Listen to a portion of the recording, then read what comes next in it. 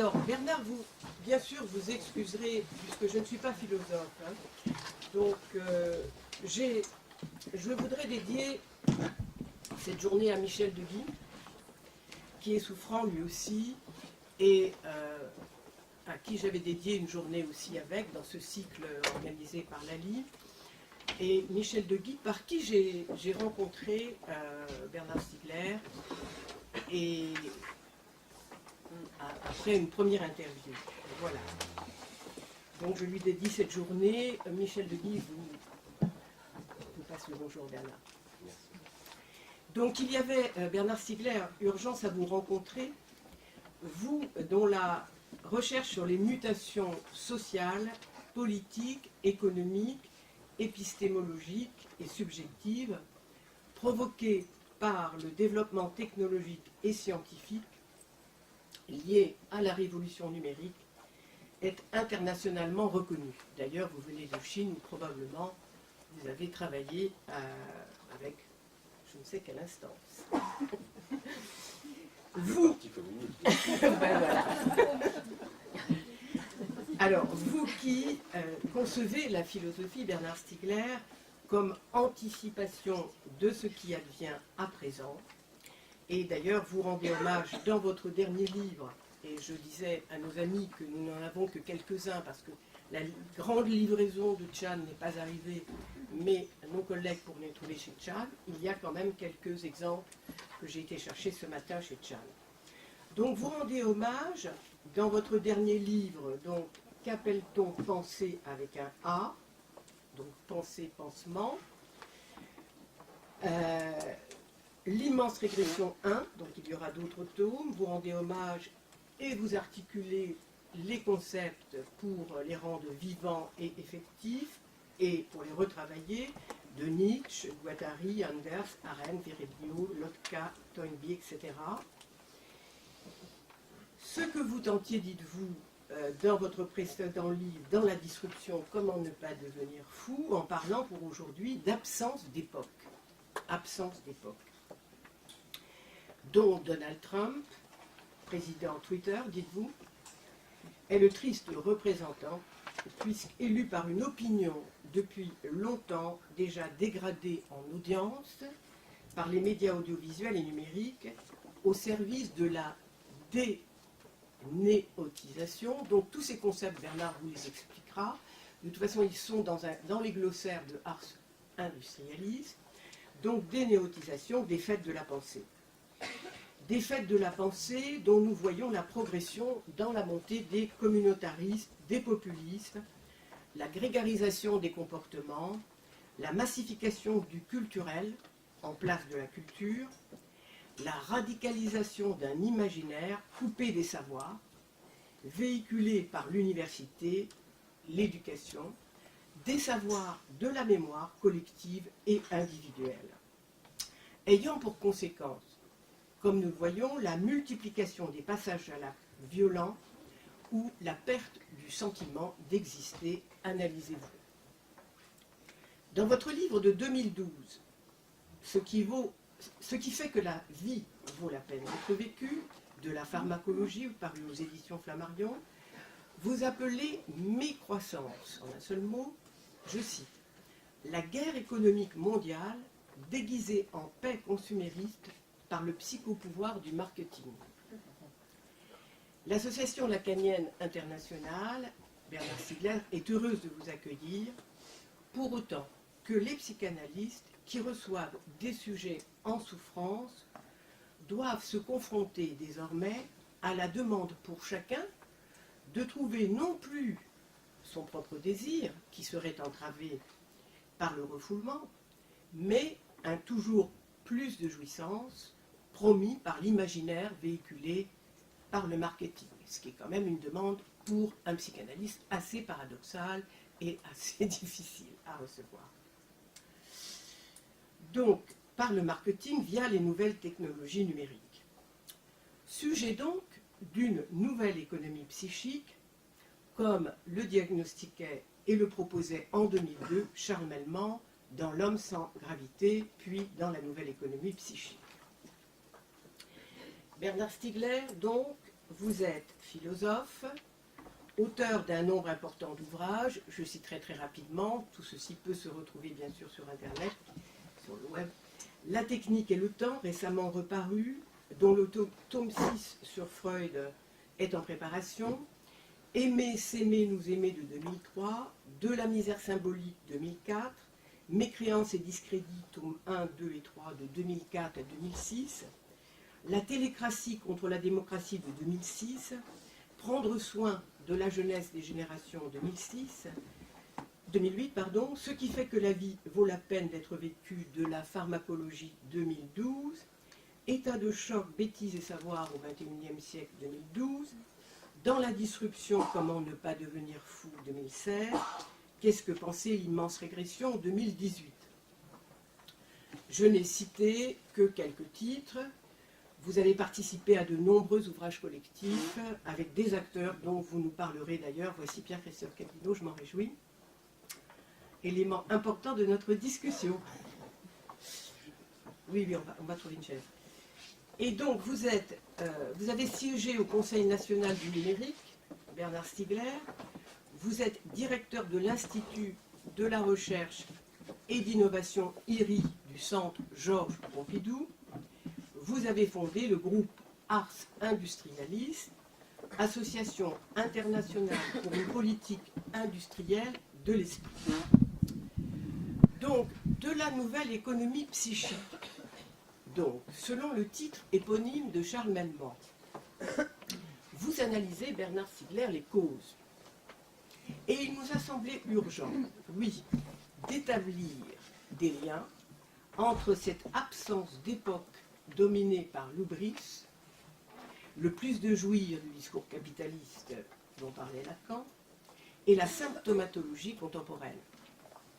Entre votre recherche, Bernard Stiegler, et celle d'une psychanalyse appuyée sur les avancées de Freud et de Lacan.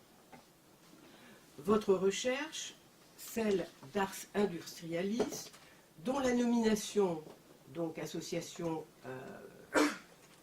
pour une industrie des politiques industrielles, des technologies de l'esprit, merci, dit assez que le travail est collectif et que c'est un travail collectif qui y est mené et qui voudrait ouvrir à un autre usage que celui qui est fait actuellement des technologies, car nous allons l'entendre dans cette journée, il n'est pas question, bien sûr, de dire « Oh là là, c'était mieux avant, les technologies numériques sont terribles », mais justement d'en faire un autre usage.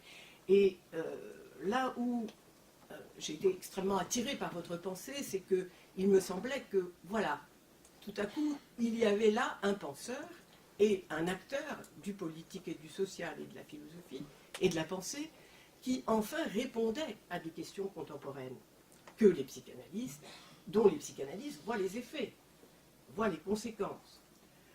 Donc nous y reviendrons. Puisque vous dites vouloir repenser la planète de l'Anthropocène, nous y reviendrons, dans une nouvelle politique scientifique, juridique, économique, artistique, reposant sur la valorisation, nous reviendrons aussi à ce terme, de la négantropie. Je crois que pour vous, Bernard, ces termes sont extrêmement importants. C'est pourquoi même dans l'introduction, même s'il nous semble non lacanien, eh bien, et pas habituel, je pense qu'il est important de les introduire, comme règne donc la négantropie qui sera le règne de la calculabilité généralisée qui ira contre la calculabilité généralisée, c'est-à-dire contre le nihilisme. Mais ceci, Bernard nous l'expliquera. Car vous articulez toujours dans votre combat, qui est un combat, Bernard Stiegler, vos avancées conceptuelles à la construction d'un avenir, celui d'un incalculable. Donc cet incalculable serait-il celui, en effet, du désir humain possible et d'un monde, pour reprendre Michel de Guy, d'un monde possible. Habiter le monde possible, en dehors donc de la barbarie. Nous aborderons donc cette journée de dialogue en suivant vos propos, tels que, bien sûr, j'ai pu les saisir n'étant pas spécialiste et philosophe, mais c'est très important que tous nous abordions votre propos et que ce ne soit pas justement une philosophie d'universitaire qui reste entre quelques-uns, puisque c'est une philosophie non sophistique, c'est une philosophie active dans la cité. Donc, pour ouvrir à l'invention, à la création collective, vous nous proposez donc des solutions pour demain. Alors, premièrement, donc j'ai donné le plan à quelques collègues qui essaieront de suivre ce plan, voilà, pour que ces 4 heures soient dans les temps. Tout d'abord, votre analyse, nous aborderons tout d'abord votre analyse, bien sûr, de la société hyper-industrielle et du capitalisme comme économie libidinale. Bien sûr, ce n'est pas sans nous intéresser. Le processus d'extériorisation de la mémoire du vivant, dites-vous, vers des prothèses techniques commence avec le silex comme extériorisation du squelette, dites-vous à la suite de Leroi-Gourhan. Actuellement, se met en place une extériorisation du système nerveux humain dans des techniques numériques. Ce processus d'extériorisation de la mémoire du vivant, dont la robotique déjà, et qui est en marche évidemment, vers des prothèses techniques, a inauguré la 3e révolution industrielle, dites-vous, faisant du cerveau humain un simple organe réflexe pris par les technologies de contrôle. Car il s'agit, montrez-vous, de soumettre actuellement, je cite, la vie de l'esprit de l'homme, selon la formule d'Hannah Arendt, aux impératifs de l'économie de marché.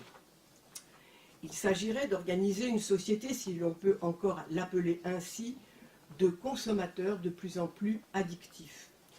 De nouvelles jouissances, nous le savons tous ici, sont donc proposées aujourd'hui au sujet, celle de l'objet de consommation en place de l'objet petit a, objet manquant, pharmacone, dont vous voyez les prémices Bernard Stiegler dans les trouvailles d'Edward Barney, neveu de Freud, qui imagine aux États-Unis des techniques marketing propres à faire absorber par les consommateurs une surproduction de biens dont personne n'avait besoin. Nous y reviendrons. C'est donc la libido que le capitalisme utilise en la tournant vers des objets industriels, où, en termes lacaniens, le discours capitaliste prend en compte le plus de jouir, cette jouissance après quoi court le désir humain, sans pouvoir jamais y parvenir, et l'utilise. Deuxièmement, nous aborderons dans une heure à peu près, donc ce deuxième point, c'est donc à une nouvelle économie psychique, selon la formule de Charles Mélman, inaugurée dans son livre de 2002 que nous avons affaire, à un nouveau malaise dans la civilisation. Et évidemment, c'était là que nous souhaitions que Charles Mélman dialogue avec vous, mais nous avons des intervenants qui reprendront bien sûr avec beaucoup de force des arguments qu'ils ont eux-mêmes. Donc, formule que vous ne contrediriez pas sans doute, donc cette nouvelle économie psychique, puisque vous dites que le sujet adopte désormais le temps de l'objet, pour qui la perte d'individuation, dites-vous, du sujet est due à la perte de participation à la production des symboles, à la perte donc du désir et de la relation au symbolique. La jouissance, alors nous serions donc pour nous dans l'imaginaire et le réel évidemment, et le symbolique, quid du symbolique. La jouissance sexuelle est-elle passée donc au stade de la marchandisation, équivalente aux objets de consommation promus par les technologies numériques, où l'homme, dites-vous, devient prolétaire. Et donc ça c'est extrêmement intéressant aussi, cette notion de prolétariat. Prolétariat, c'est-à-dire dépendant de ces nouvelles prothèses que nous avons tous sur nous, tous ces appareillages, mais désaffecté, comme cependant actif, voire superactif. Et ça, ce sont des choses que nous voyons dans les cabinets. Enfin, troisièmement, de cette nouvelle économie psychique et de ces raisons, de cette désindividuation, les psychanalystes discuteront avec vous des symptômes, d'une symptomatologie nouvelle, donc induite par ce que vous appelez disruption, c'est-à-dire, ça vous allez nous expliquer ce concept également, c'est-à-dire Bon, vous l'expliquerez mieux que moi, je le sais. Et donc, quels sont ces symptômes? Perte du sentiment d'exister, addiction, interchangeabilité des places sexuelles, disait Charles Melman récemment, passage à l'acte, multiplication des passages à l'acte violents, dû à une dénéotisation, une perte donc de la pensée, à une misère symbolique, comportement grégaire et incivil, communautarisme et radicalisation du populisme. Misère symbolique donc. C'est peut-être la promotion grégaire donc pour nous de la semblance que nous examinerons avec vous, et sa conséquence comme exclusion de l'autre. C'est quand même aussi très important, puisque nous voyons ressurgir ce que vous appelez, bon, ce qu'on appelle racisme communément, mais ce qui est très intéressant dans votre dernier livre, que vous nommez antisémitisme. Et ça, c'est tout à fait remarquable, la manière dont vous renommez l'antisémitisme, cette exclusion de l'autre. Les technologies numériques, en effet, dites-vous, ne promeuvent qu'une agrégation d'individus actuellement désindividués, je reprends, et le sujet est pris dans cette hubris donc, de la consommation, soit en étant dedans, soit en étant frustré, ce qui évidemment n'empêche pas la prise. Donc, n'est-ce pas à une déliaison psychique et sociale à laquelle nous assistons? Dès lors, le sujet désinhibé de ce qui fait limite à sa jouissance, de la référence phallique, est privé de son assise transgénérationnelle, adhère, je vous cite, à l'organisation systémique en quoi consiste le capitalisme, c'est-à-dire le nihilisme au sens de Nietzsche. Donc vous nous expliquerez cela, avec comme seul buté le passage à l'acte. Enfin, nous aborderons dans la 4e partie, après ce tableau sombre, mais néanmoins réel, les perspectives, Bernard Stiegler, que vous abordez, que vous nous proposez, en articulant votre pensée philosophique à votre action, votre pensée philosophique à celle de nombreux chercheurs, économistes, juristes, politiques, artistes, etc., au sein d'Ars Industrialisme, et je crois que vous avez encore d'autres projets. Pour cela, Bernard Stiegler, vous pensez, et c'est important, nous y reviendrons, les concepts d'entropie et de négantropie, ceux de l'anthropocène, que vous nous exposerez, je veux dire, avant que l'univers aille vers sa propre dissolution. Pour cela, ben oui, pour cela, vous nous exposerez aussi votre concept d'exsomatisation, cette exsomatisation à prendre en compte pour penser la négantropie, c'est-à-dire tous ces appareils qui font désormais, qui sont des organes extérieurs, mais qui font désormais partie de l'humain.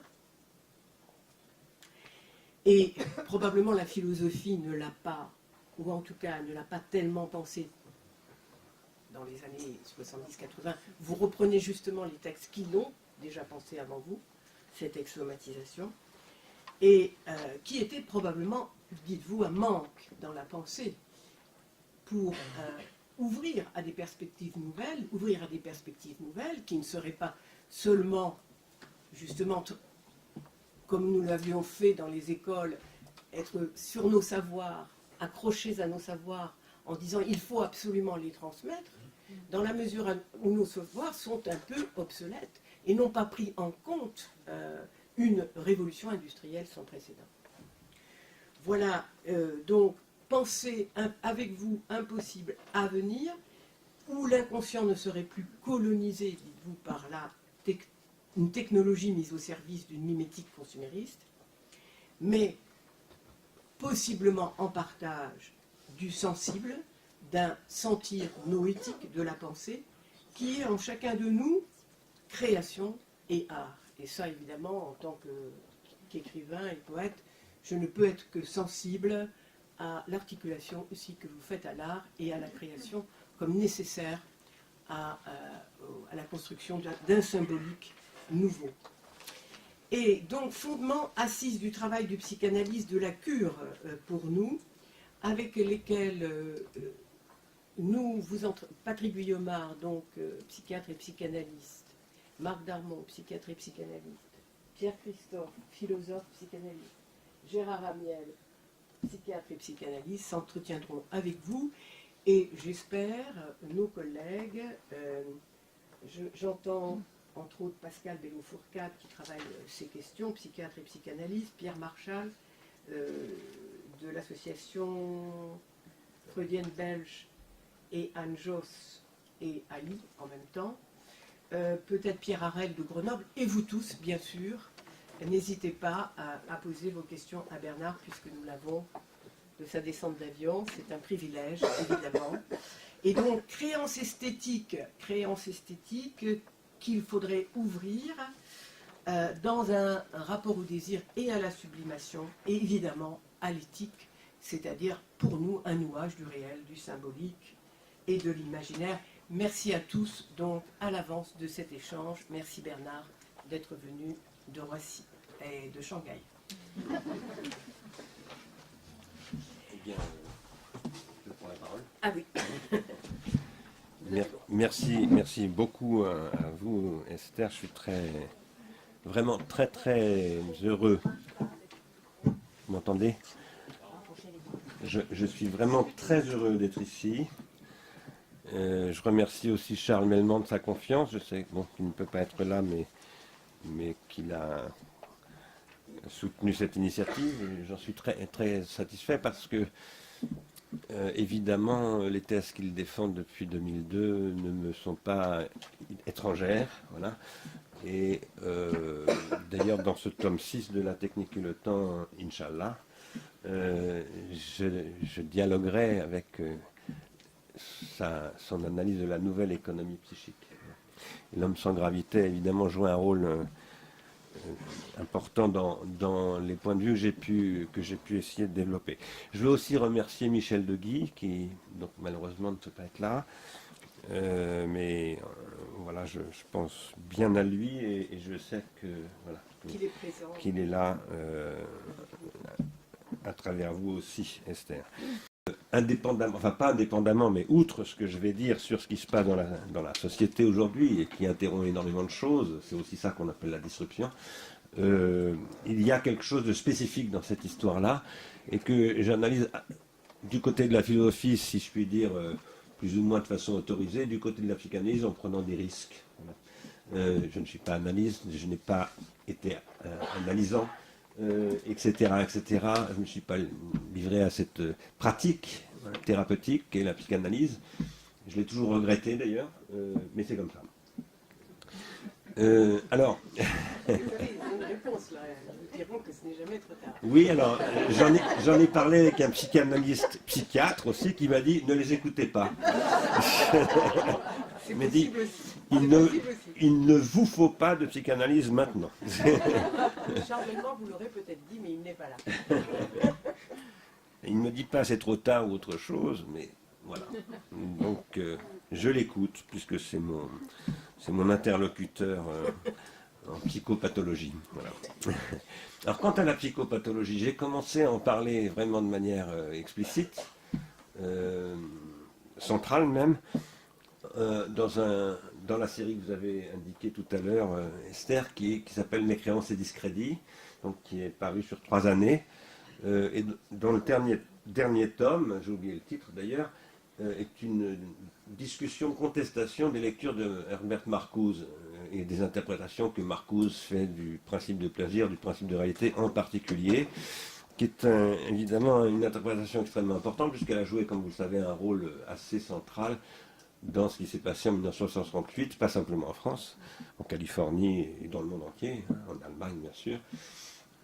Et je pense que ce travail-là, ce travail de critique de Marcuse, critique qui n'est pas un rejet complet bien entendu, hein, parce que Marcuse en 1953, dans Héros et Civilisation, a quand même eu des intuitions, je crois, très visionnaires, voilà, notamment sur la destruction du surmoi, enfin, ce qu'il appelle l'automatisation du surmoi.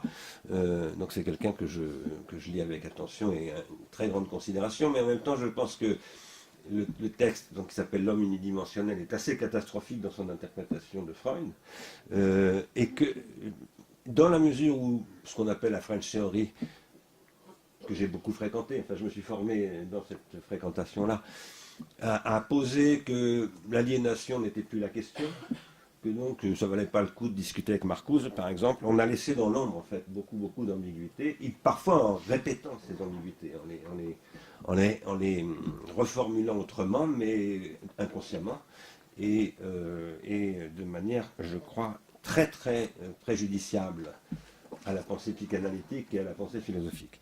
Je vais en redire un mot tout à l'heure. En tout cas, ce que j'ai essayé de faire dans cette série Mécréance et discrédit, donc 2003-2006 à peu près, c'était de poser la question d'une sociopathologie, qui est en fait la symptomatologie dont vous parliez tout à l'heure, qui se présentait très différemment à cette époque, d'ailleurs. À cette époque, voilà, les réseaux sociaux, ça n'existait pas, l'Internet et le web n'avaient pas encore le niveau de développement qu'ils avaient, etc. etc. J'ai essayé ensuite, plus récemment, notamment dans ce texte que vous avez mentionné, qui s'appelle « Ce qui fait que la vie vaut la peine d'être vécue », qui est beaucoup une discussion avec Winnicott aussi. J'ai essayé en passant par Georges Canguilhem, de montrer que toute sociopathologie est en fait une technopathologie. Voilà. Et que eh bien, tout le problème commun à la philosophie et à la psychanalyse, à la théorie psychanalytique, c'est une certaine négligence de cette dimension technopathologique de la sociopathologie qui elle-même est la condition de la psychopathologie. J'y reviendrai peut-être tout à l'heure. Le discours de Freud, par exemple, sur Prométhée est un peu indigent. Voilà. Faire pipi sur les braises, d'accord, bon. Mais quand on connaît l'analyse de Jean-Pierre Vernant sur la place de Prométhée dans la pensée grecque, où Vernant pose le dieu des Grecs, Prométhée. C'est lui qui structure absolument toutes les relations des mortels aux immortels. C'est un effacement très problématique. Voilà. Alors quand je dis ça, c'est pas du tout pour faire un procès ni à Freud, ni à la psychanalyse, ni à la philosophie. Il ne s'agit pas de faire des procès, il s'agit d'acter des moments où il faut passer à un acte nouveau, un acte noétique nouveau, voilà, qui s'appelle pour moi penser Prométhée et Épiméthée dans leur rôle au sein, disons, de la psyché. Voilà. Aujourd'hui, je vais un peu parler d'un sujet que j'ai abordé beaucoup plus récemment, même s'il était à l'horizon de ce que je faisais depuis longtemps, mais je n'avais pas les moyens de l'aborder vraiment jusqu'alors. J'essaye d'être le plus sérieux possible, si je puis dire, c'est-à-dire de ne pas parler de biologie sans interlocuteur biologiste, de ne pas parler de mathématiques sans discussion avec des mathématiciens, voilà. Et jusqu'à présent, j'avais du mal à trouver ces interlocuteurs. J'en connais, j'ai même embauché dans mon département à l'université de Compiègne des biologistes, etc. Mais ça n'a jamais été un succès, la discussion avec eux. Depuis 2-3 ans, ça a changé. Alors, tout ce que je viens de dire, c'est pour introduire le fait que je vais vous parler d'un biologiste qui compte énormément pour moi et que je connais depuis très peu de temps, depuis 4 ans, qui s'appelle Alfred Lotka. C'est un biologiste américain qui avance une thèse, alors que j'ai essayé de soutenir moi-même en appuyant sur le roi Gourand, mais que je n'osais pas soutenir vraiment, puisque je ne suis pas biologiste, et qui est que la vie humaine, la biologie humaine n'est pas darwinienne. Alors il ne le dit pas d'ailleurs lui, hein, il ne dit pas ça comme ça, il dit simplement elle ne procède plus de la sélection naturelle dans l'évolution biologique darwinienne, pardon, elle procède d'une orthogenèse, c'est-à-dire une sélection artificielle, et pour cela il faut penser le vivant humain tout autrement que le vivant en général. Tout autrement.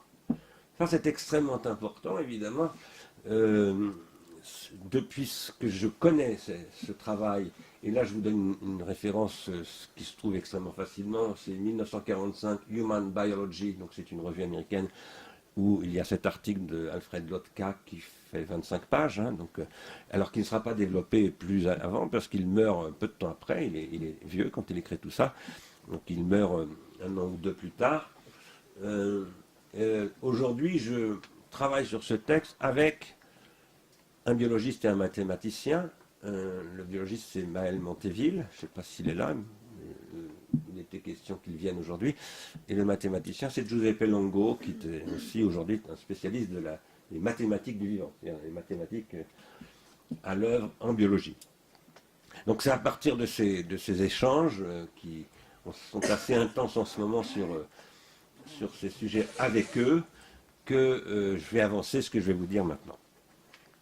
Alors, si on en a le temps, je vais essayer d'exposer quelque chose en 3 parties. Une première partie qui s'attachera à préciser ce que j'entends par pulsion et comment je tente de penser cela à partir donc d'un modèle biologique de l'homme, esquissé par Lotka et caractérisé par ce que celui-ci appelle l'évolution exosomatique. Modèle que je tente actuellement de consolider donc en m'appuyant sur les travaux de Longo et Montéville, comme je viens de le dire, mais aussi de Francis Bailly, qui est aujourd'hui décédé, qui était un biologiste, et qui ont tous les 3 avancé à un concept extrêmement important, qui est l'anti-entropie. Pas seulement la négentropie, mais l'anti-entropie.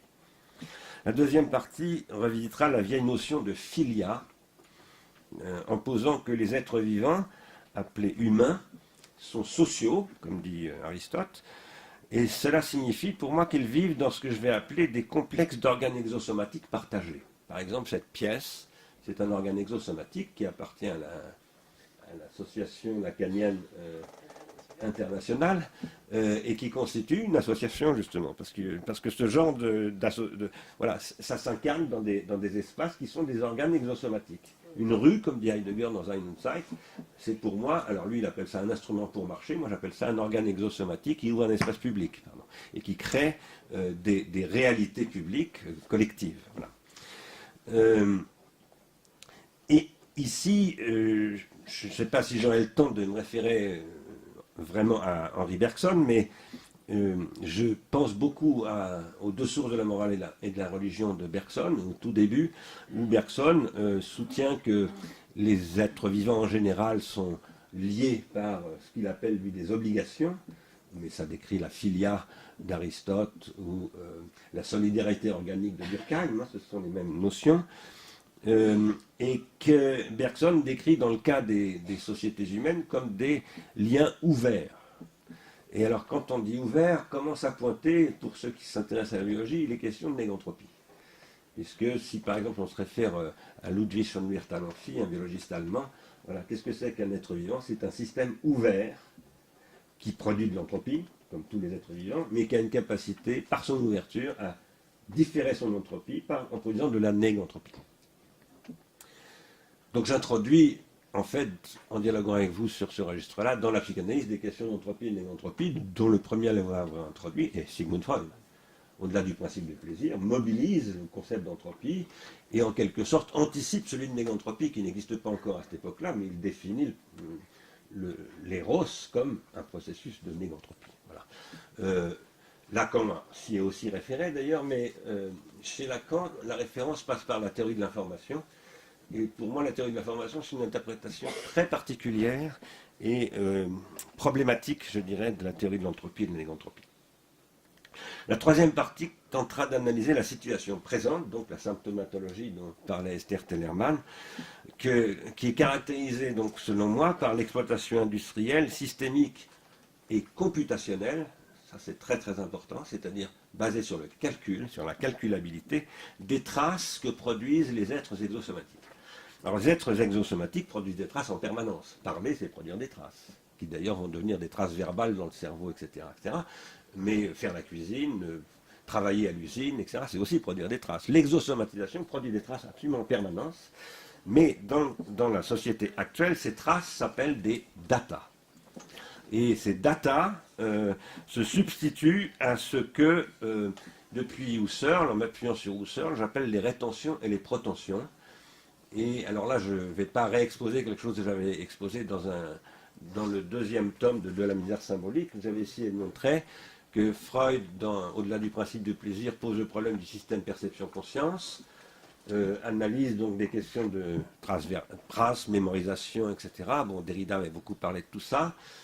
Mais j'essaie de reprendre ce chantier-là parce que je crois qu'il faut aller un peu plus loin après Derrida pour revisiter en particulier les concepts husserliens de rétention primaire, rétention secondaire, un concept que j'ai moi-même ajouté mais qui peut se trouver chez Husserl, qui est ce que j'appelle la rétention tertiaire, et ce que Husserl appelle les protensions. Les désirs, en règle générale, ce sont des protensions.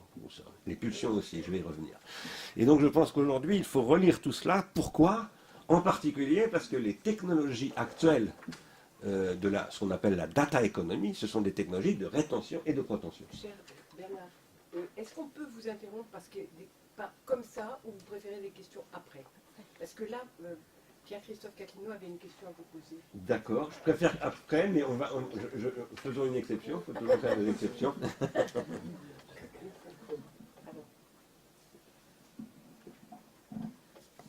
Vous décrivez, comme l'a fait d'ailleurs dans son introduction sur votre œuvre Esther Tellerman, le processus de ce que vous avez appelé dans Qu'appelle-t-on penser l'immense régression.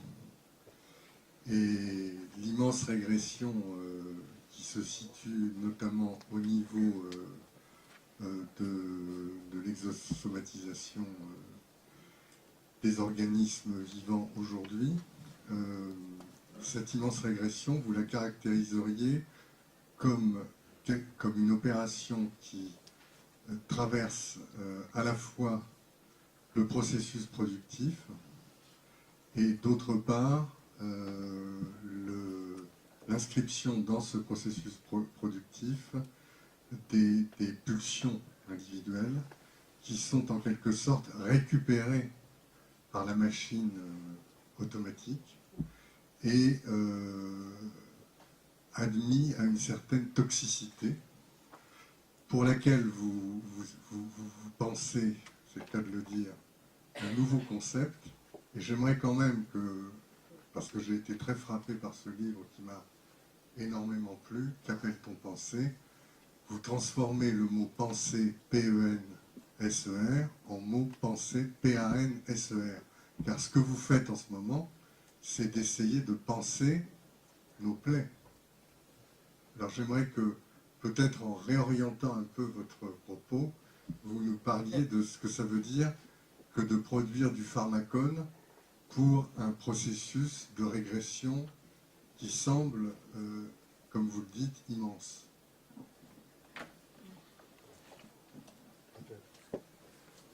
Alors, je vais essayer de le faire tout de suite et d'anticiper un peu sur la suite, mais j'ai besoin de le faire en passant par la suite parce que ces questions sont évidemment tellement pathologiques aujourd'hui. Pathologiques chez moi d'ailleurs, voulant dire un petit peu comme chez Canguilhem, je crois. Enfin, c'est compliqué le pathologique, c'est le sens, le pathos. Donc, pour moi, le sens, c'est d'abord le pathos. Bon, c'est une parenthèse. En tout cas, ces questions sont si intensément pathologiques qu'elles nécessitent un travail analytique au sens classique du mot analyse, disons, pas simplement de la psychanalyse, très très patient. Voilà. Et en particulier, la question pour moi, c'est de reprendre les axiomes, enfin, au niveau des axiomes même, par exemple de ce qu'on appelle le vivant, etc., toutes les questions. Maintenant, d'abord, je vous remercie beaucoup de cette question et de votre intérêt pour cette question du pansement et du penser et du prendre soin, qui est une question que j'avais commencé à aborder dans un bouquin qui est par là, je crois, qui s'appelle Prendre soin, de la jeunesse et des générations. Disons que, alors bien sûr, ce livre qui s'appelle Qu'appelle-t-on penser, avec un A, est une je ne veux pas dire une parodie, je ne voudrais surtout pas que ce soit une parodie, mais c'est une ironique quand même, un petit peu ironique reprise du titre Was heißt denken de Heidegger. Et un rappel que Heidegger, un rappel pour les lecteurs de Heidegger d'aujourd'hui, y compris les Heideggeriens qui, à mon avis, la plupart n'ont absolument rien compris à Heidegger, voilà. Je dis la plupart, pas tous, j'en connais, qui m'ont beaucoup appris sur Heidegger, mais quand même, les clichés qui courent sur Heidegger, quant à son rapport à la technique, par exemple, sont étonnants et très préjudiciables.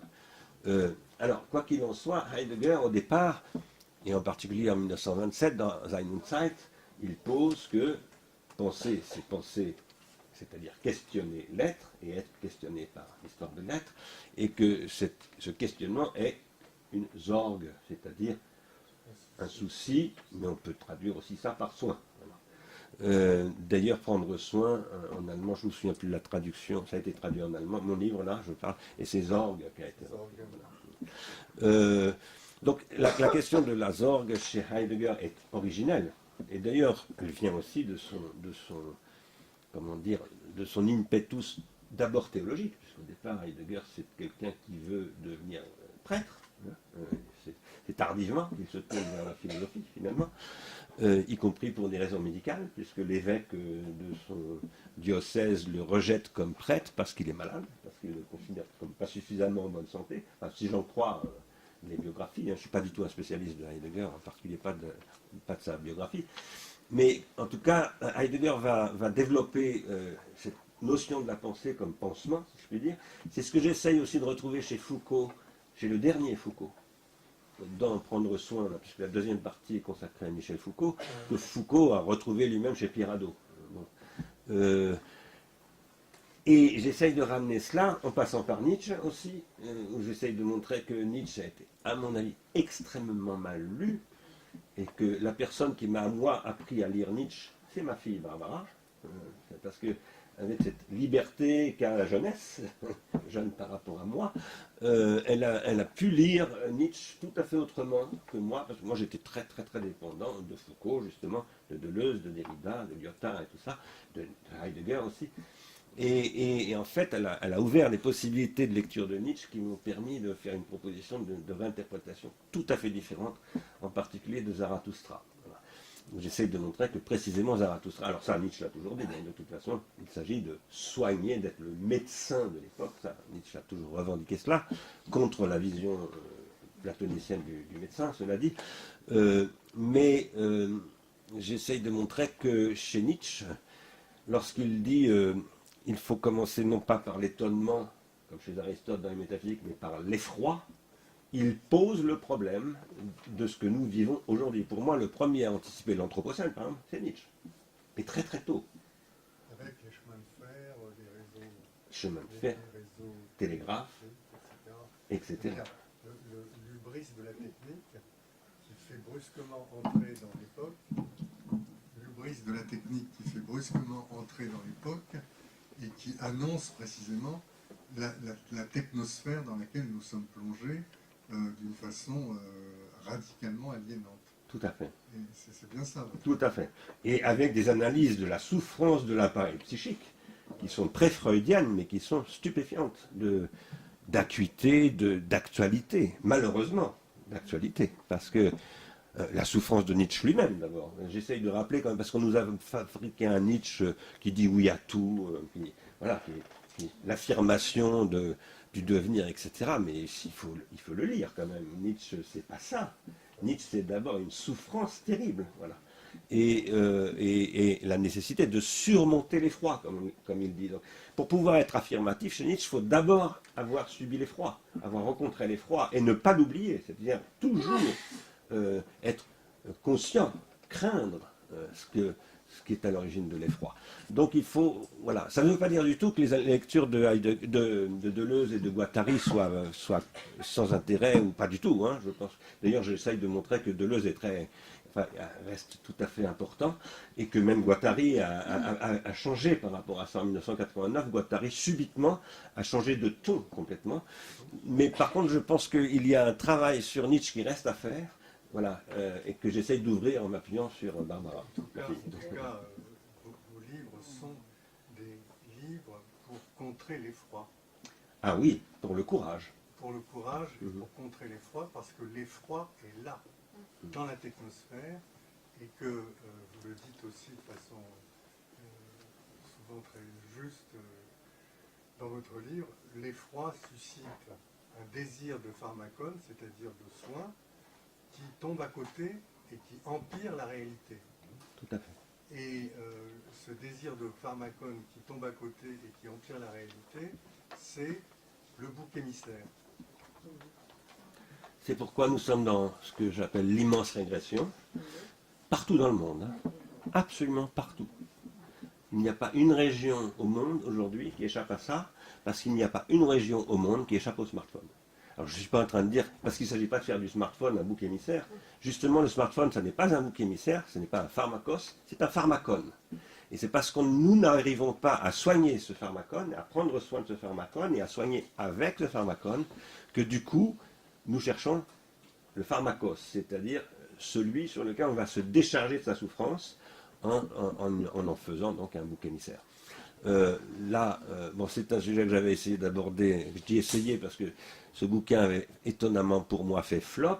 C'est un livre qui s'appelait Pharmacologie du Front National, où j'essayais de montrer que voilà, la question du Front National n'était pas une question simplement politique, etc. C'est une question symptomatologique. Il fallait absolument traiter du point de vue symptomatologique. Et j'ai été extrêmement déçu, parce que ce livre n'a pas été lu. Voilà, il n'a pas eu de réception. Il a été, à mon avis, même carrément, je ne veux pas dire censuré, mais écarté, parce que posant trop de problèmes, je crois. Voilà. Alors, je vais essayer de dérouler un petit peu mon truc, quand même, si vous voulez bien. Ah, pardon. On va vous embêter aujourd'hui. D'accord, d'accord. Non, pas du tout. Alors, non, mais parce que... Non, c'était juste une phrase. Oui, oui. D'ailleurs, tu viens d'y répondre, Bernard.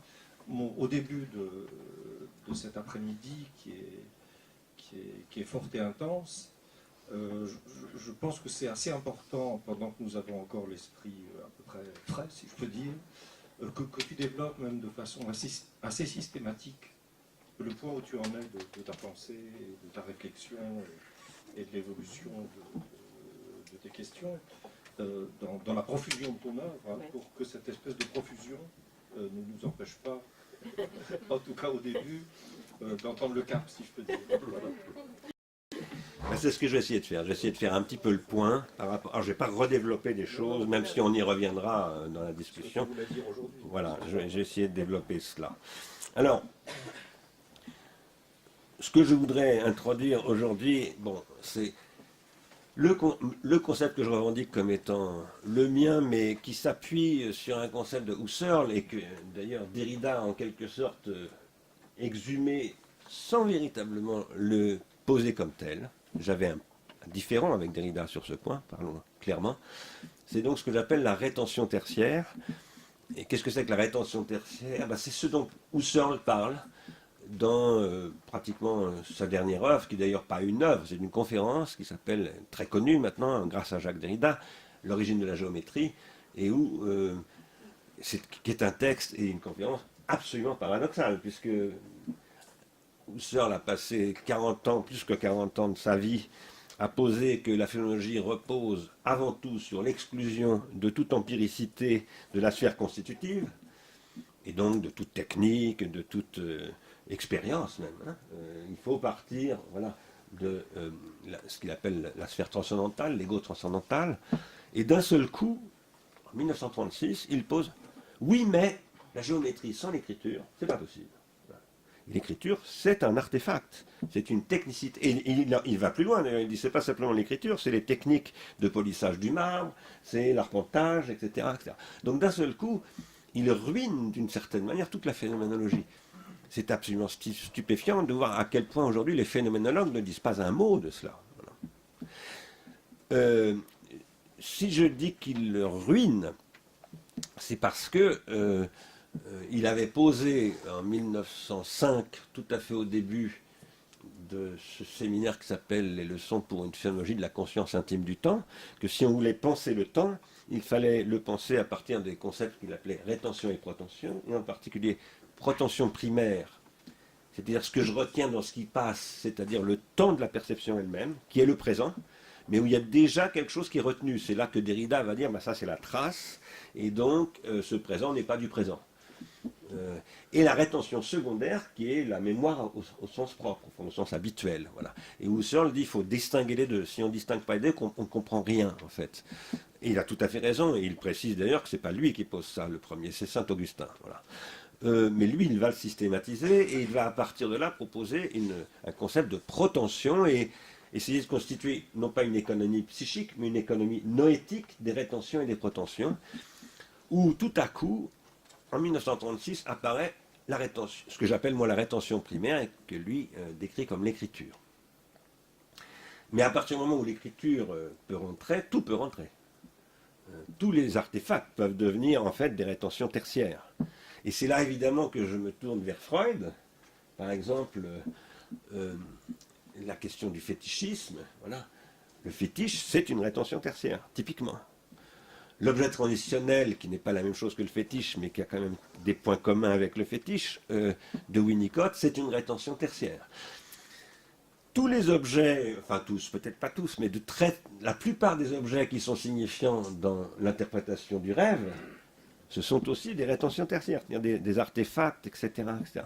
Donc c'est finalement toute la technicité qui devient rétention tertiaire. Alors là, évidemment, je fais un lien très étroit avec quelqu'un qui a joué un rôle absolument fondamental dans mon travail, c'est André Leroi-Gourhan, et toutes ces analyses qu'il a faites à partir des années 40, où il a montré que, en fait, il montre ce que Lotka va montrer, mais Lotka le fait en biologiste, lui, il le fait en archéologue. Voilà. Il dit, l'homme, c'est un être qui a une troisième mémoire. Cette mémoire, elle est fondamentalement externe à son corps, c'est la technique. Donc, Gourhan dit, la technique, c'est la mémoire. Moi-même, j'ai essayé de montrer que ce que Freud appelle l'inconscient, c'est en fait ce qui est constitué par cette technicité. Beaucoup de gens m'ont soupçonné du coup d'être jungien. Alors évidemment, ça peut faire penser à Jung, mais c'est pas Jung. Même si, d'abord, moi je considère que Jung est quelqu'un de très important, qui a beaucoup influencé Bachelard et Simondon, et que précisément le concept de Simondon, de ce que Simondon appelle le fond pré-individuel, il va le chercher chez Jung. Voilà. Alors, tout ce que je vais essayer de dire aujourd'hui se situe maintenant en 2018 dans une période qui est quand même assez récente, qui est l'évidence à peu près généralisée de la question de l'Anthropocène. Et je reviens donc de Chine, c'est maintenant totalement commun dans les discussions en Chine, la question de l'Anthropocène. Vous pouvez rappeler pour... Alors, l'Anthropocène, c'est ce qu'on appelle l'ère Anthropocène, c'est une ère géologique, mais qui est une ère paradoxalement géologique, puisque pour les géologues, elle n'est pas pertinente. Pour un géologue, ce qui a moins de 10 000 ans n'est pas pertinent, relevant, comme on dit en anglais, parce que les échelles géologiques sont des échelles, voilà, qui sont les échelles telluriques, c'est-à-dire des phénomènes. Tout comme en biologie, par exemple, ce qui est pertinent dans l'évolution biologique, c'est ce qu'on appelle la dérive génétique. Et cette dérive génétique, elle ne s'opère pas sur une génération, elle se perd sur des centaines de générations, ou des milliers de générations. Donc les questions d'échelle dans les sciences sont extrêmement importantes. Et les géologues, pendant longtemps, ont rejeté cette notion qui vient d'un chimiste, en fait, qui s'appelle Crutzen, qui est un prix Nobel de chimie et chimiste du climat, et qui a posé en 2000 à Mexico, au cours d'une conférence internationale, mais en fait, tout ce dont vous parlez, il faut l'appeler l'ère Anthropocène.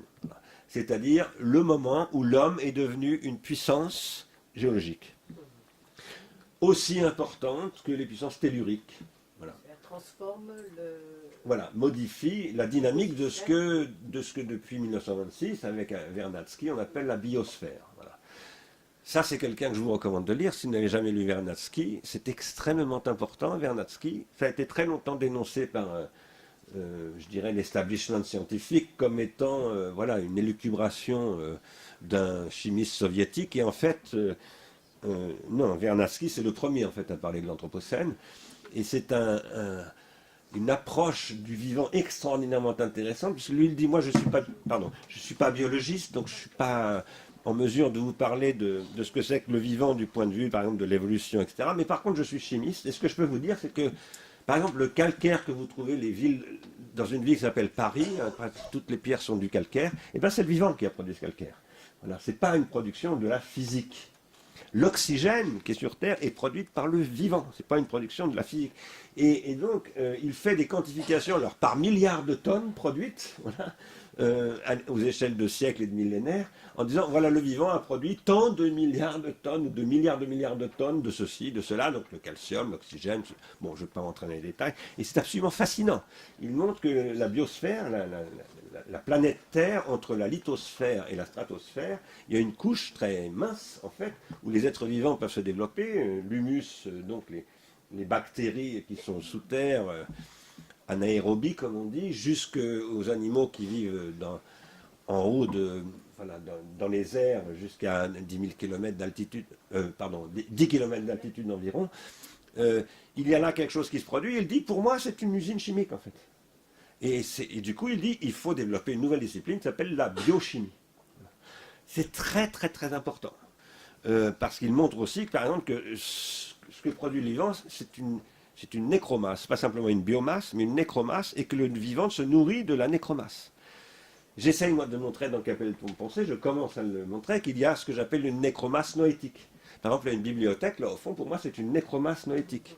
C'est-à-dire que ce sont des morts, et c'est grâce à ces morts que nous sommes vivants. Et qu'il est extrêmement important, c'est ça ce qu'on appelle l'éducation, de faire revivre les morts. Voilà. Alors ça peut être sous toutes sortes de formes. Le problème que vous posez dans votre livre à propos de faire revivre les morts, c'est que précisément cette biosphère investie par l'Anthropocène produit une technosphère qui produit une toxicité qui ne permet précisément pas aux vivants de vivre. C'est-à-dire que c'est la toxicité de la technosphère qu'on a décrite en début de l'exposé, qui en quelque sorte risquerait de venir casser la possibilité même de la biosphère.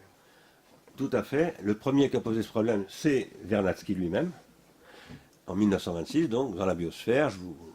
Ça se trouve très facilement aux éditions Point du Seuil, la collection de poche.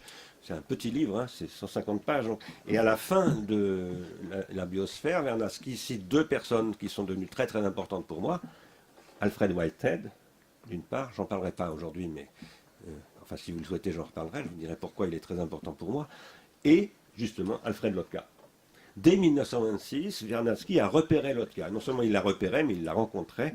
Il venait ici, à Paris d'ailleurs, Vernadsky. Et c'est ça qui va me mettre sur les pistes sur lesquelles je suis aujourd'hui. Vous citez un autre auteur.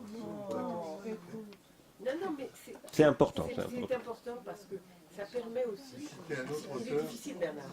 qui est Freud avec les filaires. Freud, il y a une anecdote de Freud citée dans Qu'appelle-t-on penser qui parle du fait que certains organismes vivants, que sont les filaires, produisent des déchets toxiques qui les intoxiquent eux-mêmes. Et c'est ça le destin, en quelque sorte, dans lequel nous sommes pris dans l'immense régression. Alors, ce que décrit Freud là, c'est aussi ce que Bertalan Amphi décrit, ce qu'il appelle les systèmes fermés. C'est-à-dire que c'est aussi ce que dit Arnold Toynbee, à savoir que les sociétés humaines, il dit qu'elles sont suicidaires, c'est-à-dire qu'elles finissent toujours par produire plus de toxicité que de vitalité, et donc elles finissent toujours par mourir et être remplacées par d'autres sociétés. Le problème, c'est qu'aujourd'hui, il n'y a plus de dehors, comme le dit Carl Schmitt. Il n'y a plus de dehors aux sociétés, puisqu'aujourd'hui, c'est la Terre entière qui est devenue une... Est-ce que c'est une société, d'ailleurs, c'est une vaste question. Civilisation, ça, c'est certainement pas le cas. Mais en tout cas, elle s'éclose, c'est la technosphère. Et cette technosphère produit plus d'entropie que de négantropie. Et donc, à partir de là, elle est fondamentalement menacée. En effet, cette question-là, le premier qui la pose, c'est Vernadsky lui-même. Voilà. Alors, maintenant, ce que je voudrais faire, c'est souligner que les questions que j'essaie d'aborder là, aujourd'hui, eh bien, j'essaie de les aborder dans une approche que j'appelle fonctionnaliste. Alors, c'est pour ça que je faisais référence à Alfred Whitehead. Pourquoi Whitehead Whitehead, qui était mathématicien et physicien, mais aussi philosophe, et un très grand philosophe, avait une définition fonctionnaliste de la raison. Il posait que la raison a une fonction, et que cette fonction, c'est de produire des bifurcations, c'est-à-dire de la négantropie. Enfin, il ne l'appelle pas comme ça, parce qu'à l'époque où il dit tout ça, le concept de négantropie n'est pas encore informé.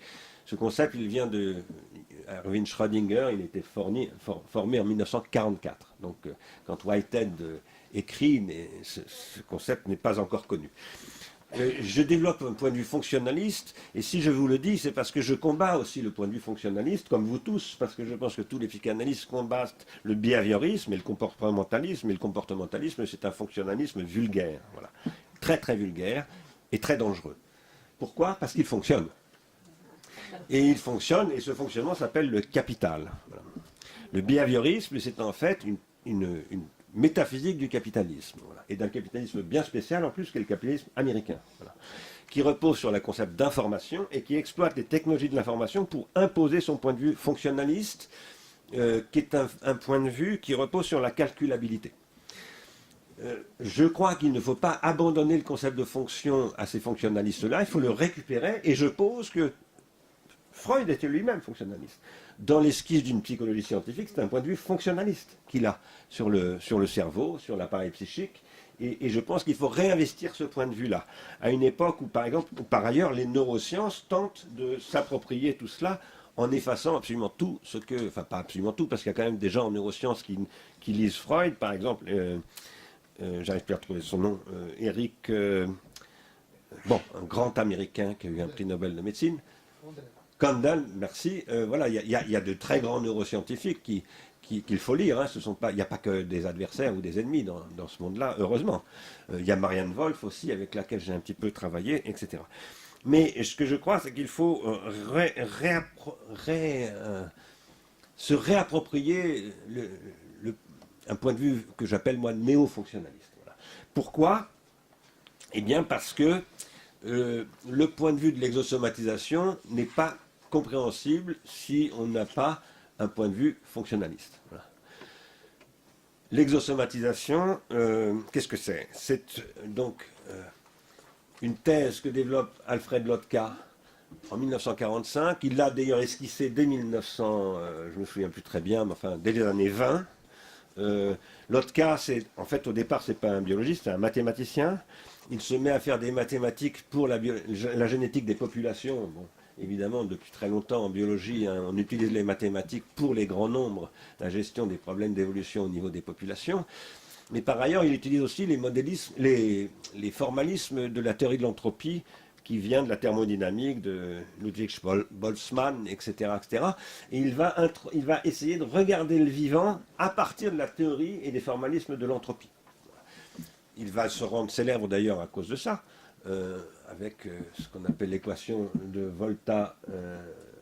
Lotka-Volterra, voilà, qui décrit les luttes entre proies les luttes entre prédateurs et proies, etc., les rapports, disons, entre prédateurs et proies. Je ne vais pas rentrer dans cette question-là, qui est d'ailleurs une question techniquement extrêmement complexe, je ne serais même pas capable de vous la restituer. En revanche, c'est à partir de ce background, si je puis dire, de la question de l'entropie dans le vivant, que, à partir de 1945, il pose une thèse, donc qui est que l'être humain est un être doté d'organes exosomatiques. Ces organes sont beaucoup plus importants que ces organes somatiques. Il peut se passer de toutes sortes d'organes somatiques, de reins par exemple, avec une dialyse. Il peut être bigleux comme moi, parce qu'il y a des lunettes, etc., etc.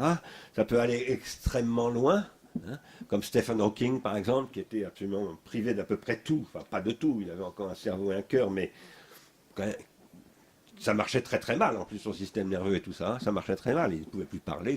Ben, il était quand même le physicien de Cambridge qu'on connaît, que je n'aime pas d'ailleurs comme scientifique, mais qui a été très très très important.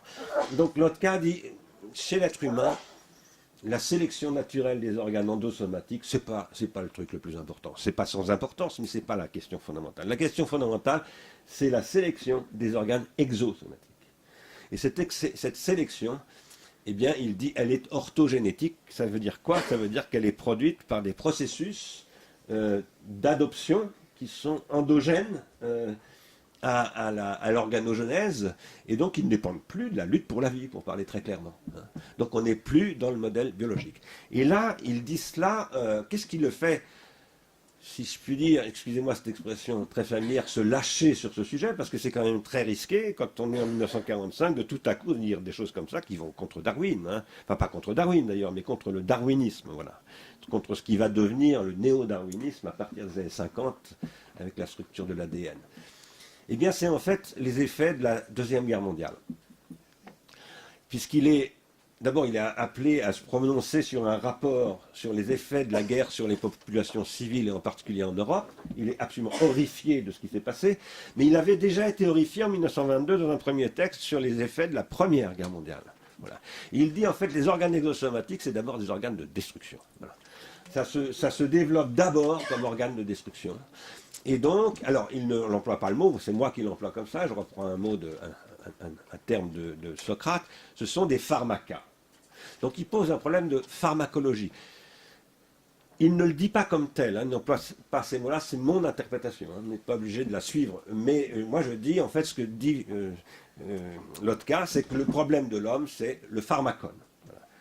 Et évidemment, là, j'essaye de rappeler dans Qu'appelle-t-on penser que les premiers à avoir dit ça, ben, c'est Sophocle, c'est Échille, c'est toute la mythologie de Prométhée, etc.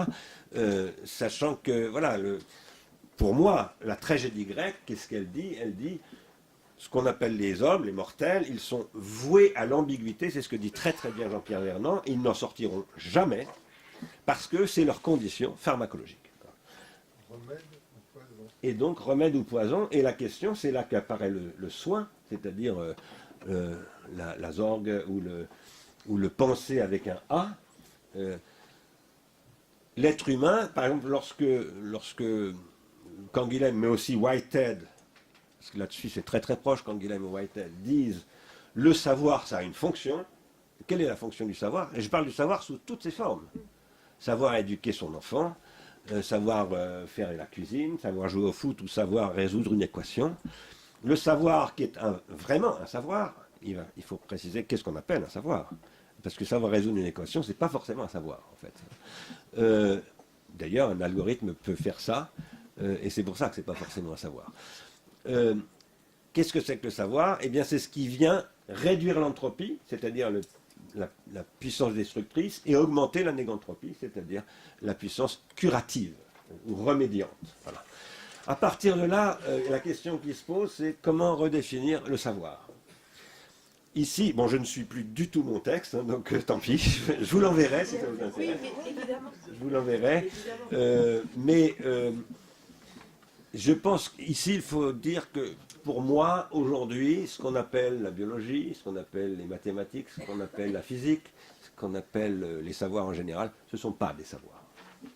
Ce sont des techniques, ou des technosciences, on les appelle parfois, qui sont mises au service d'une intensification du processus de production exosomatique, exclusivement dans le but d'augmenter les bénéfices, c'est-à-dire les profits des investisseurs, qui deviennent d'ailleurs de plus en plus des spéculateurs et non pas des investisseurs, parce qu'ils produisent du désinvestissement. Et alors là, je voudrais revenir à la pulsion.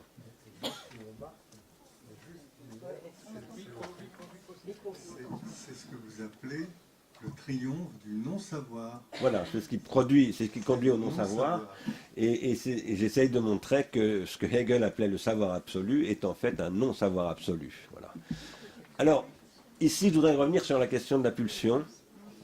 J'avais essayé de soulever ce problème déjà dans un livre qui s'appelle État de choc, où je mettais un peu les pieds dans le plat, si je puis dire, par rapport à ce qu'on appelle le post-structuralisme, ou disons la French Theory, etc., où j'essayais de montrer que de manière assez massive, que ce soit Deleuze, Lyotard, Derrida et Foucault, il y en a d'autres bien entendu, ils ont cédé, alors c'est surtout le cas de Deleuze et de Guattari, hein, ils ont cédé à une idée, à mon avis, archi-fausse, qui est que la libido, c'est la pulsion. C'est très évident, par exemple, dans le livre de Lyotard qui s'appelle L'économie libidinale, voilà, qui est une espèce de surenchère sur l'anti-Oedipe, voilà, et qui pose que voilà, la libido, c'est la pulsion. Et moi, je ne crois pas du tout que la libido soit la pulsion. Je pense que... Alors d'abord, la pulsion, qu'est-ce que c'est? C'est la transformation de l'instinct en une perversion potentielle c'est-à-dire la capacité, et là c'est Freud qui dit ça, ça n'est pas moi, la capacité qu'a ce qui se constitue comme instinct dans les formes animales non noétiques de se déplacer vers un objet qui est un objet pervers, l'objet d'une perversion n'ayant ici aucune connotation morale positive ou négative, mais voulant dire simplement capacité de se déplacer. Voilà. Alors, j'ai fait moi, une relation très directe avec ce que dit André Leroi-Gourhan en 1964, lorsqu'il dit « l'être humain, c'est celui qui se caractérise par le fait qu'il a des organes amovibles, c'est-à-dire qu'il peut les échanger. Moi, je fabrique des brouettes, toi, tu fabriques des cheminées, et je te donne 50 brouettes pour avoir une cheminée, etc. » Et ça, Leroi-Gourhan dit, ça c'est absolument caractéristique des relations des êtres humains. Ils s'échangent des organes qui sont amovibles. Il y a une amovibilité fondamentale des organes artificiels, de ce que Lotka appelle les organes exosomatiques. Eh bien, lorsque Freud dit dans, je ne me souviens plus où d'ailleurs, Destin des pulsions, Pulsion et destin des pulsions. Lorsque Freud décrit ce que c'est que la pulsion, elle est amovible, tout à fait comme les organes exosomatiques. Ce que j'en ai conclu, moi, c'est qu'on ne peut pas penser la pulsion sans penser les organes exosomatiques. C'est l'exosomatisation, et en fait, ça c'est ce que dit Freud très clairement dans une lettre de 1898 à Fliss, où il explique que, en fait, ce qui va constituer l'économie psychique de la libido, c'est la conquête de la station debout, qui va engendrer ce qu'il présente comme d'abord une défonctionnalisation de l'odorat et une surfonctionnalisation de la vue, etc., et qu'il reprendra 20 et quelques années plus tard, ou 30 ans plus tard, dans Malaise dans la culture, là où il fera toutes ces analyses très pharmacologiques sur, par exemple, le téléphone, mais c'est très utile, puisque mon enfant est parti en bateau, je peux l'appeler. Ah oui, mais c'est parce qu'il y a le téléphone qu'il est parti, etc. Et donc, il se met à faire des analyses pharmacologiques de la société industrielle, Freud en 1929. Et c'est très important que ce soit en 1929. C'est pas du tout, je veux dire, bien entendu, anecdotique, c'est lié à une histoire où ils sont venus à une immense régression. Voilà. Parce que c'est ça qu'annonce ce livre-là, ce malaise dont il parle. Et donc, c'est précurseur de ce que nous vivons aussi aujourd'hui. Voilà. Une nouvelle figure du mal, en fait. Évidemment.